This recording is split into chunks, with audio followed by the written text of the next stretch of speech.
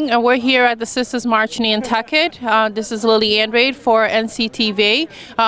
The Women's March of Nantucket is basically all the women and men from this community that coming together to in solidarity for the Women's March that's happening all around the country. So we're here with the organizers of the Sisters March in Nantucket.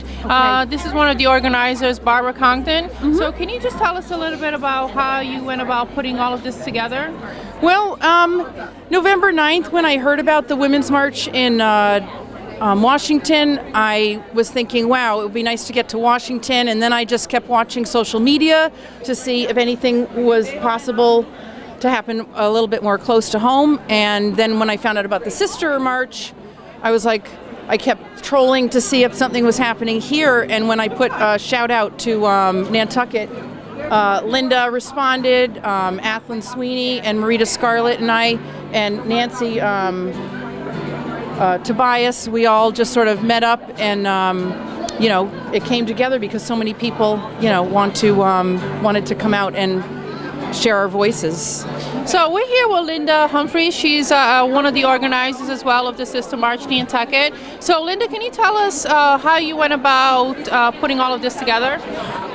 Well, I can't take credit for putting this together, but I, like a lot of us, were sitting at home hoping somebody would put something together because I didn't want to sit and watch it on TV because reality TV is why we're here, I think. I think that people that I knew in the community put something, and I was ready to hear it. And as soon as someone said, will anyone, I jumped on, let's have coffee, and was happy to go down there and participate with the 4 other women and try and talk about how we were feeling and see if we could put something together in a week.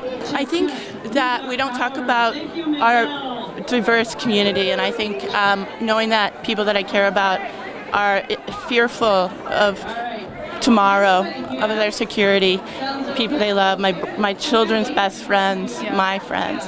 It's gone on so long, I can't point at people and say you are American and you're not. There is no single one major concern. There's so many across the board, whether it's women feeling insulted and threatened and their rights being threatened, or immigration issues, immigrant families here feeling like they don't know what their future is. My child is in school here, and some of his friends are genuinely concerned that their parents could be deported, or goes on and on. This is the first time my children have understood that there are differences, that homophobia is a thing, that women are not equal, and it breaks my heart that at 10 and 12, my 2 boys have to learn that. Nobody should be treated any differently. I think that Nantucket often treats everything very homogeneously. It all looks the same and acts the same, but we're actually a very diverse community in lots of different kinds of ways. And I think this is a great opportunity to really start to embrace diversity, to start to recognize exactly what Nantucket looks like today versus maybe 100 or 200 years ago.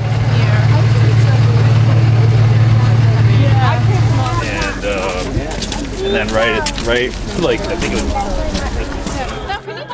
Something about your hats, because from my understanding is some people are calling it the pink pussy hats. Is there? So yeah, what does it mean? It's the Pussy Hat project that I ran across on Facebook. I don't know how I ran across it, but my friend Patsy here was headed to Washington.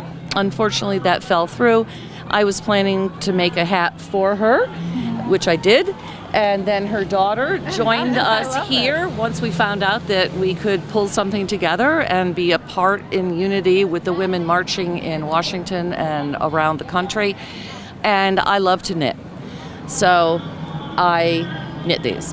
And there's a genesis with the Pussy Hat. I mean, it's sort of a humorous genesis, because it's based on Donald Trump's grabbing pussy, and so really, that's actually why ladies are wearing pink pussy hats, in reality. Immigrant population on Nantucket, which many of us are friends with, and all of us use as workers and make our lives better in the different shops and everywhere we go, cleaning, whatever. They're in big danger, and that really worries me. I'm concerned about what's going to happen with the laws for abortion rights and LGBT rights. Yeah. 1 in 3 women have been victims of some form of physical violence by an intimate partner within their lifetime, and 1 in 5 women have been raped. Further, each year, thousands of women and girls, particularly Black, Indigenous, and transgender women and girls, are kidnapped, trafficked, or murdered. We honor the lives of those women who were taken before their time, and we affirm that we work for a day when all forms of violence against women are eliminated. No woman or mother should have to fear that her loved ones will be harmed at the hands of those sworn to protect. We understand that we can only have reproductive justice when reproductive health care is accessible to all people, regardless of income, location, or education. Reduce discrimination against women and mothers and allow economies to thrive. Nations and industries that support and invest in caregiving and basic workplace protections, including benefits like paid family leave, access to affordable childcare, sick days, health care, fair pay, vacation time, and healthy work environments have shown growth and increased capacity.